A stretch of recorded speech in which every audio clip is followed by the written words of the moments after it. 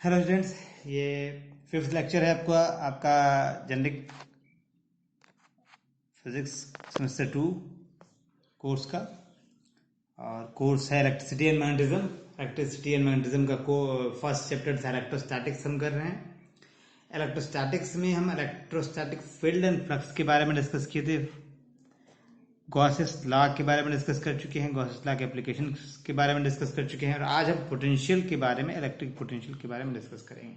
Basically आपके syllabus में क्या है, पोटेंशियल में निकालना है कि पोटेंशियल को इलेक्ट्रिक फील्ड के इंटीग्रल के फॉर्म में कैसे एक्सप्रेस करेंगे। उसके बाद कैपेसिटर पढ़ना, फिर पोलराइजेशन पढ़ना। आज हम इसको करते हैं, फिर आगे लेक्चर्स में इन दोनों को कवर करेंगे। तो टॉपिक क्या है, electric potential as the line integral of electric field. अब सपोज कीजिए कोऑर्डिनेट सिस्टम है, यहाँ इसका ओरिजिन है, ओरिजिन में हमने कोई टेस्ट पॉइंट चार्ज रखा +q, और इस पॉइंट P पे इसकी इलेक्ट्रिक फील्ड निकालना है, जो कि इससे r डिस्टेंस पे, r पोजीशन वेक्टर है तो r का मैग्नीट्यूड इसका डिस्टेंस बताएगा, E electric field positive charge है तो आउटवर्ड होगा। ठीक है, तो electric field due to this point charge placed at centre या origin, electric field due to point charge q, electric field due to point charge q placed at origin electric field due to point charge q placed at origin is, electric field कहाँ पे, यानी point distance r क्या है, E is equal to vector है 1/4πε0 q/r² r unit vector.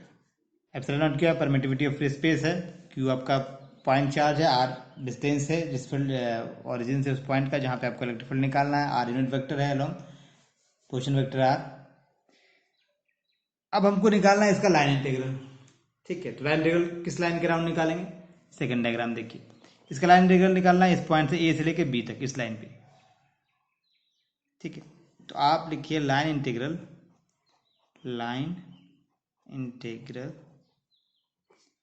Of E from point A to B, point A to point B। और A का position distance क्या है, पोजीशन वेक्टर r1 अगर है तो डिस्टेंस r1 हो गया, r2 है तो r2 वेक्टर है तो r2 इसका डिस्टेंस हो गया। मतलब बेसिकली r1 से r2 हम उसको कंसिडर कर सकते हैं। तो हमारा लाइन इंटीग्रल क्या आ गया, r1 से r2 E.dl। ये आपका लाइन इंटीग्रल हो गया, एक पॉइंट ए से पॉइंट बी का जोड़ने वाली लाइन के अराउंड इसका इंटीग्रेशन कर रहे हैं हम, E.dl है। अब dl क्या है, लाइन एलिमेंट है। ठीक है, और लाइन एलिमेंट आप कैसे लिखते हैं, dl इसका लेंथ का ले रहे हैं तो स्फेरिकल पोलर कोऑर्डिनेट हम लेना बेहतर होगा। स्फेरिकल पोलर कोऑर्डिनेट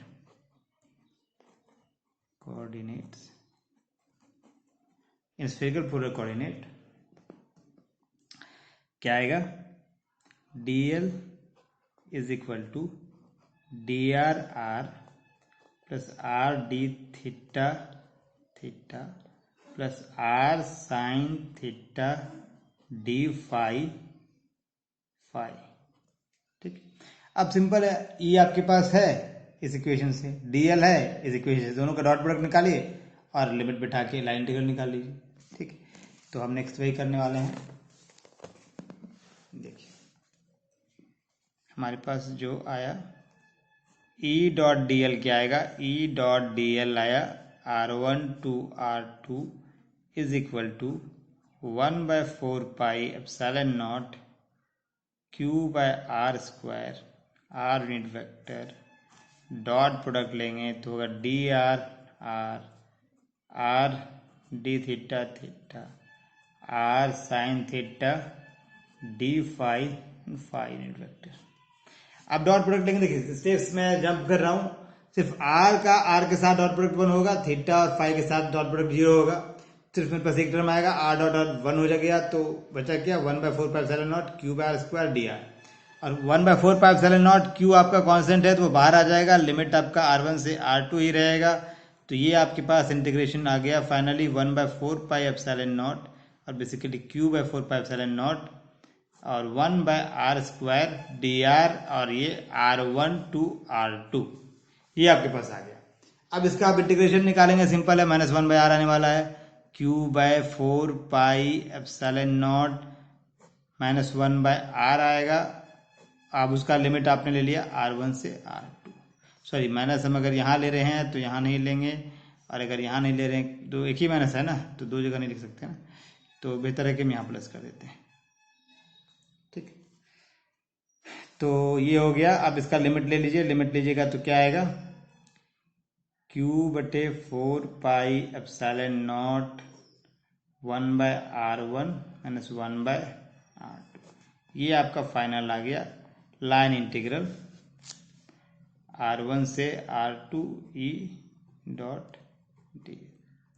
अब अगर हम R1 से R2 ले जाए और R2 से R1 तक लें एक क्लोज्ड पाथ में, जहां से स्टार्ट किए थे वहीं आपका लाइन इंड कर रहा है, तो आपका लाइन इंटीग्रल क्या होगा, R1/1/R1 - 1/R2 आया था। अब जब फ्लिप करेंगे इसका नेगेटिव लेंगे तो आपके पास क्या आ जाएगा, -1/R1 + 1/R2, और ये टर्म कॉमन आएगा, ये कैंसिल हो जाएगा, मतलब जीरो हो जाएगा। तो क्लोज्ड पाथ के लिए आपके पास क्या आएगा, for closed path E dot dl is equal to 0। इसका मतलब क्या हुआ कि पाथ पे डिपेंड नहीं कर रहा है, that is line integral is independent of path, ठीक है। therefore one can define therefore one can define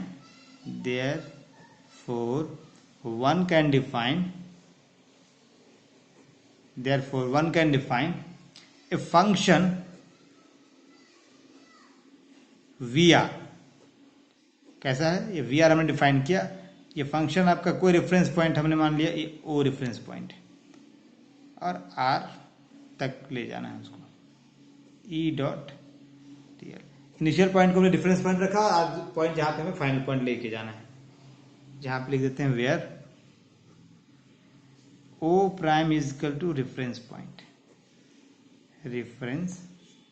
और रेफरेंस पॉइंट क्या होगा, रेफरेंस पॉइंट वो पॉइंट होगा जहां पे पोटेंशियल जीरो होगा, that point where V R is zero. ठीक, और वी आर अब यहां डिफाइन कर रहे हैं, वी आर को अब क्या कर रहे हैं कि V R is our potential. चलिए हम पेज बदलते हैं,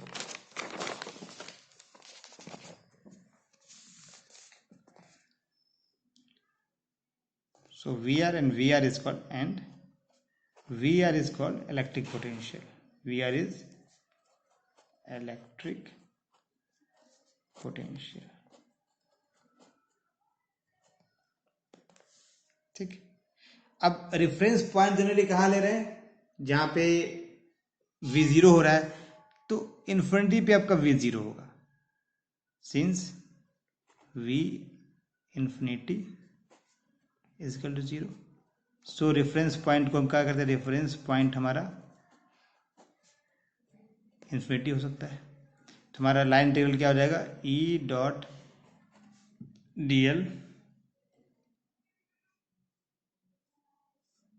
basically V R negative of V dot infinity to are.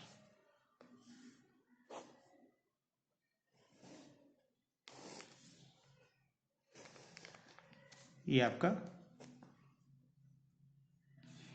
expression for, this is the required expression for, this is the required expression for electric potential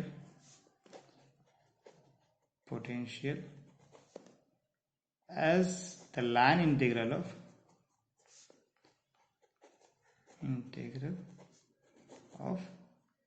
electric field।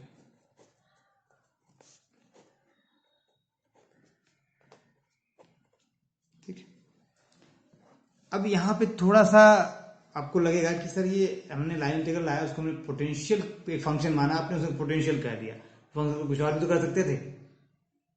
तो जबरदस्ती वाली बात होगी कि आपने इलेक्ट्रिक फील्ड लिया, ठीक है, वो पाथ इंडिपेंडेंट है, उसकी प्रॉपर्टी मैंने मान ली, ठीक है, उसको पोटेंशियल क्यों कह रहे हैं, पोटेंशियल ही क्यों कह रहे हैं? तो देखिए पोटेंशियल का डिफिनेशन क्या था, जब आपने पहले 12th में पढ़ा होगा कि potential work done per unit charge, किसी चार्ज को अगर इंफिनिटी से किसी पॉइंट पे लेके आते हैं तो जो उसमें एनर्जी स्टोर होता है वो उसकी पोटेंशियल एनर्जी होती है, potential energy per unit charge जो आपका पोटेंशियल कहलाता है, ठीक है। तो उसी चीज को आपको हम दिखा देते हैं कि हमारा V बेसिकली क्या है, work done per unit charge है, तब तो आप कन्विंस हो जाएंगे ना कि V को हम पोटेंशियल अगर कह रहे हैं तो गलत नहीं कह रहे हैं। चलिए देखते हैं इस वी आर के एक्सप्रेशन में थोड़ा सा मॉडिफिकेशन करते हैं। इन्फिनिटी है, आर है, हमने क्यू से मल्टीप्लाई कर दिया इसे और क्यू से डिवाइड कर दिया और ये डीएल कर दिया।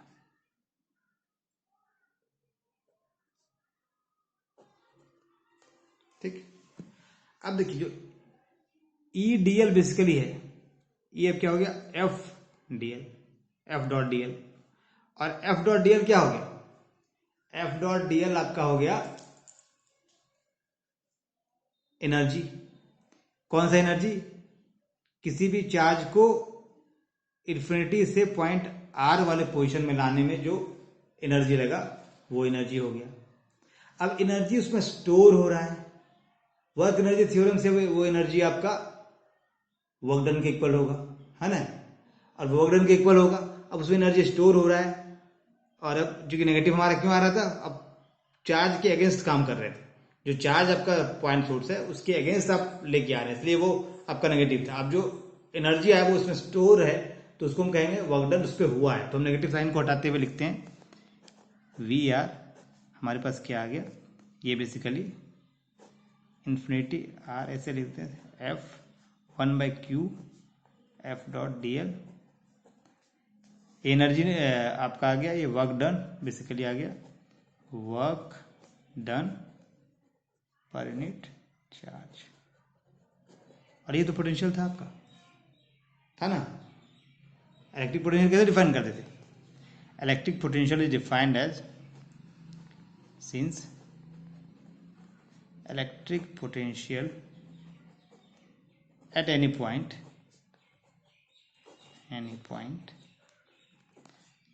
is defined as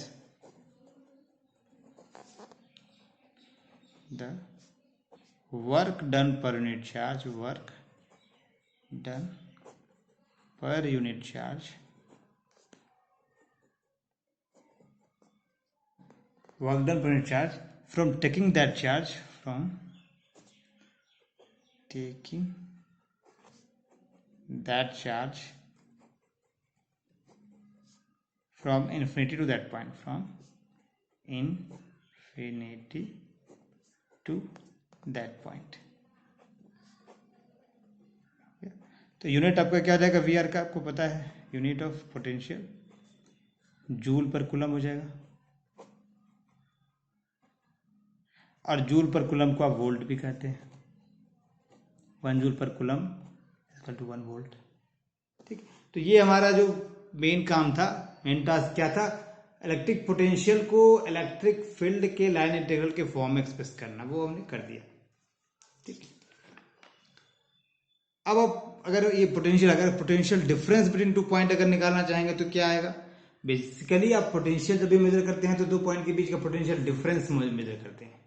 ठीक है, इन्फिनिटी आप तो जो मेजरेबल क्वांटिटी है पोटेंशियल डिफरेंस है। ठीक, तो हम पोटेंशियल डिफरेंस का भी एक्सप्रेशन ले आते हैं, वो बेहतर होगा हमारे लिए। तो पोटेंशियल डिफरेंस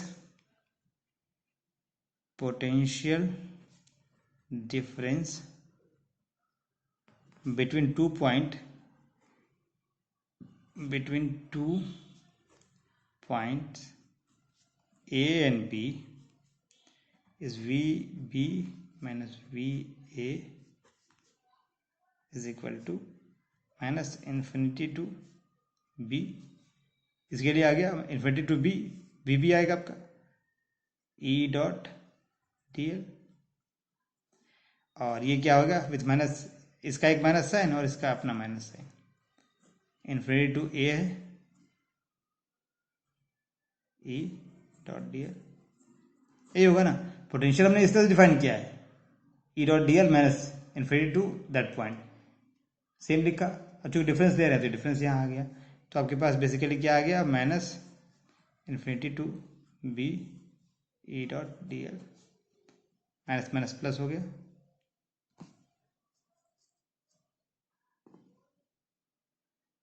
ये आ गया plus infinity to A E dot D L.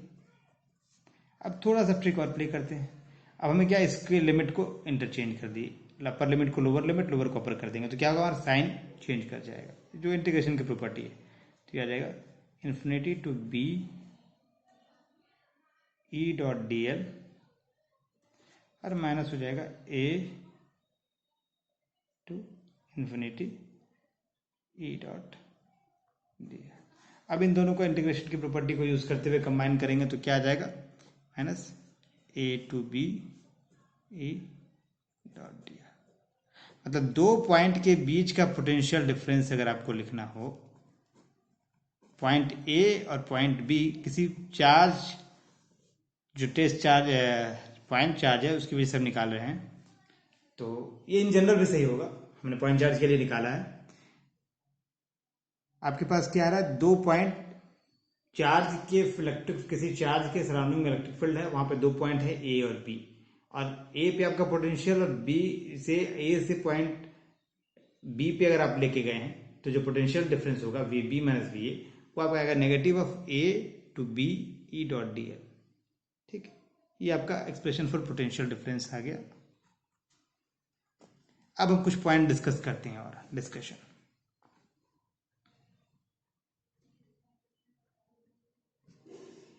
Discussion का पहला पॉइंट क्या होगा, हमारे पास क्या है, सिंस क्लोज्ड पाथ के लिए हम क्या लेके आए थे, ई डॉट डी एल हमारा जीरो था, इसीलिए कह रहे थे कि पाथ पे डिपेंड नहीं कर रहा है। ठीक, सिर्फ इनिशियल फाइनल पॉइंट पे डिपेंड कर रहा है, तो हम जब जिस पॉइंट से स्टार्ट करेंगे उसी पॉइंट पे पहुंच गए तो इनिशियल फाइनल पॉइंट एक ही हुआ, तो हमारा जीरो हो गया ई डॉट डी एल। अब यहाँ पे हम स्टोक्स थ्योरम यूज कर लिए, using Stokes theorem. Using Stokes theorem आपके पास क्या आएगा, यूजिंग स्टोक्स थ्योरम आपके पास आएगा, स्टोक्स थ्योरम क्या होता है, लाइन इंटीग्रल ले रहे हैं आप, line E dot D L is equal to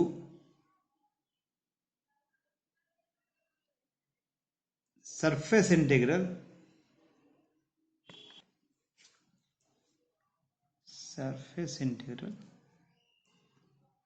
del cross E और ds कर देते हैं। ठीक, तो आपके पास इसको अगर यूज कर लेंगे यहाँ तो क्या आ जाएगा, surface integral del cross E ds is equal to zero. तो बेसिकली आपके पास क्या होने वाला है, del cross E is equal to zero, मतलब इलेक्ट्रिक फील्ड का कर्ल जीरो होगा, ये आप दिखता भी है। इसका मतलब हुआ that is curl of electric field, curl of electric field is zero, is zero. Curl मतलब क्या होता है, रोटेशन। अब इलेक्ट्रिक फील्ड का पॉइंट जब आप बनाते हैं फील्ड लाइंस, तो कैसा आता है, पॉजिटिव चार्ज अगर है तो इस तरह से लाइन आप निकाल रहे हैं,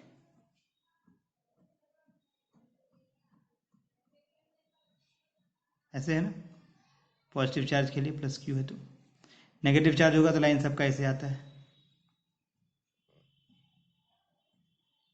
नेगेटिव चार्ज के लिए।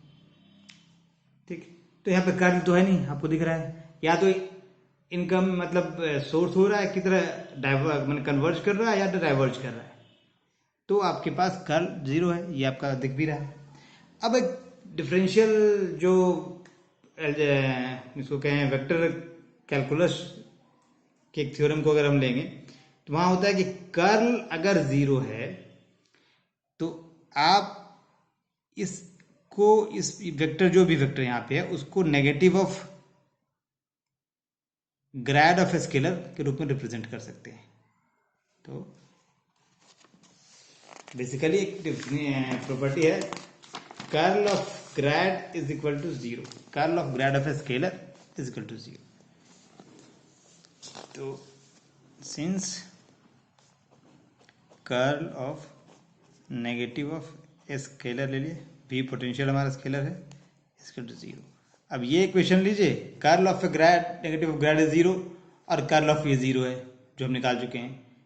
ठीक है, कर्ल ऑफ ए 0 हमने निकाला है, अभी हमने निकाल के दिखाया ना, curl of A equal to 0 है। अरे हमारी जो प्रॉपर्टी वेक्टर कैलकुलस से ले रहे हैं वो है curl of a grade of v is 0, v is a scalar, जिसको पोटेंशियल ले रहे हैं, पोटेंशियल स्केलर है हमारा। तो उस केस में क्या E is equal to, therefore we can write, दोनों इक्वेशन को कंपेयर करेंगे तो क्या आएगा, E is equal to negative of grad V, मतलब इलेक्ट्रिक फील्ड को negative of gradient of potential के रूप में भी एक्सप्रेस कर सकते हैं। तो electric field, that is electric field can be expressed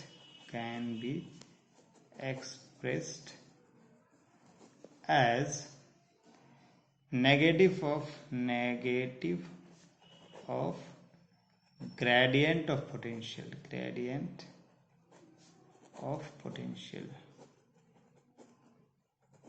ठीक है। और एक टर्म आता है इक्विपोटेंशियल सरफेस, बस टर्म को हम लिख रहे हैं, क्योंकि पोटेंशियल की बात कर रहे हैं, तो इक्विपोटेंशियल सरफेस ऐसा सरफेस इसके हर एक पॉइंट का जो पोटेंशियल हो इक्वल हो। ठीक है, उसको कहते हैं equipotential surface. Surface over which electric potential is constant, electric potential is constant is called equipotential surface, equipotential surface।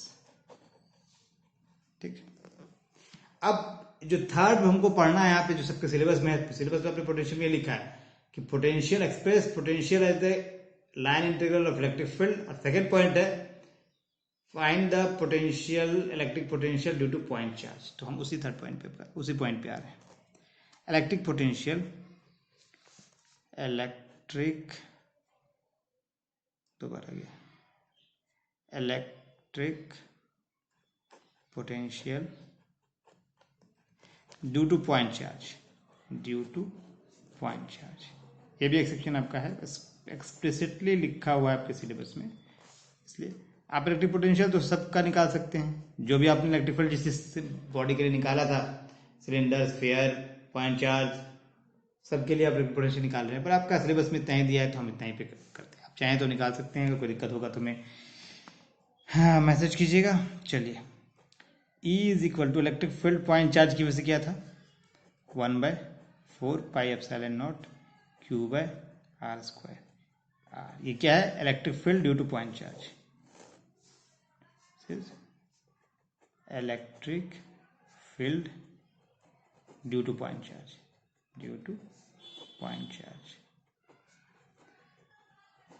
अब मुझे पोटेंशियल निकालना है। हालांकि ये थोड़ा सा मतलब बेहतर आइडिया नहीं है कि आप पोटेंशियल से इलेक्ट्रिक फील्ड निकालें, क्योंकि पोटेंशियल स्केलर है। आप electric field vector, electric field आप निकालने में ज़्यादा दिक्कत है आपको। इलेक्ट्रिक फील्ड अगर आपके पास है तो पोटेंशियल आप उसे निकालेंगे, तो वेक्टर के साथ डील करना थोड़ा कॉम्प्लिकेशन है, स्केलर के साथ डील करना आसान है। तो जो रिवर्स रूट है, मतलब आप पोटेंशियल निकाल लें पहले और फिर उसको उससे डायवर्ट ग्रेड ऑफ पोटेंशियल करके इलेक्ट्रिक फील्ड निकालें, तो आपको ज़्यादा सुविधा होगी और ज़्यादा बेहतर तरीका है। पोटेंशियल स्केलर को आप आसानी से निकाल सकते, स्केलर निकालिए, उसको यूज करके इलेक्ट्रिक पोटेंशियल निकालिए। हालांकि यहाँ पे आप मैंने जो लिखा है कि electric potential to point charge निकालने के लिए, तो इलेक्ट्रिक फील्ड हमारे पास है तो हम पोटेंशियल से निकाल ले रहे हैं। तो देयरफॉर पोटेंशियल क्या हो गया, इलेक्ट्रिक पोटेंशियल क्या फॉर्मूला है, V is equal to negative of infinity to R E dot dl। ठीक है, अब यहाँ E को हम पुट कर देते हैं, ये हम अभी निकाल भी चुके थे, आपको एक्सप्रेशन जब डिराइव कर रहे थे तो फिर अलग से एक्सप्रेशन लिखा है तो निकाल दे रहे हैं। ये आपके पास आ गया इन्फिनिटी टू आर, ई की जगह वही लिखना था 4πε0 Q by R square, R का यूनिट वेक्टर, डी की जगह आपका आ जाएगा D R unit vector R square D theta theta plus R square sine theta D phi phi. हाँ बेसिकली आर स्क्वायर नहीं है, आर है, ये आर स्क्वायर नहीं है, आर है। D R unit vector R D theta theta R sine theta D phi phi vector. तो ये रिजल्ट आपके पास सीधा आया था, अभी हम कर चुके हैं इसको, ये आ गया। Therefore potential is equal to minus infinity to R हो गया, और ये आया 1/4πε0 Q by R square D R. क्यों? सिर्फ आर और आर का डॉट प्रोडक्ट 1 होगा, बाकी आर और थीटा और आर और फाई के साथ जो डॉट प्रोडक्ट आ रहे हैं वो 0 होंगे। अब इसका जो आप लिमिट निकाल लिए है वो निकाल लीजिए, इंटीग्रेशन तो आएगा 1/4πε0, एक नेगेटिव है और ये क्यू बाय आर आएगा, तो आपके पास माइनस क्यू बाय आर आएगा, माइनस प्लस प्लस हो गया तो आएगा 1/r डी आर, और इन्फिनिटी टू आर करेंगे तो आपका आ जाएगा 1/r और 1/इन्फिनिटी वाला टर्म 0 हो जाएगा, 1/4πε0 1/r माइनस 1/इन्फिनिटी, ये 0 हो गया, तो v क्या आ गया 1/4πε0 1/r, ये आ गया आपका is the required expression, it is the required expression, it is a required expression for electric potential, it is a required expression for electric potential due to point charge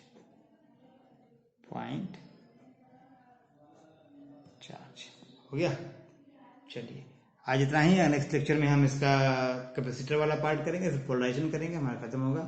हम कोशिश करते हैं जितनी जल्दी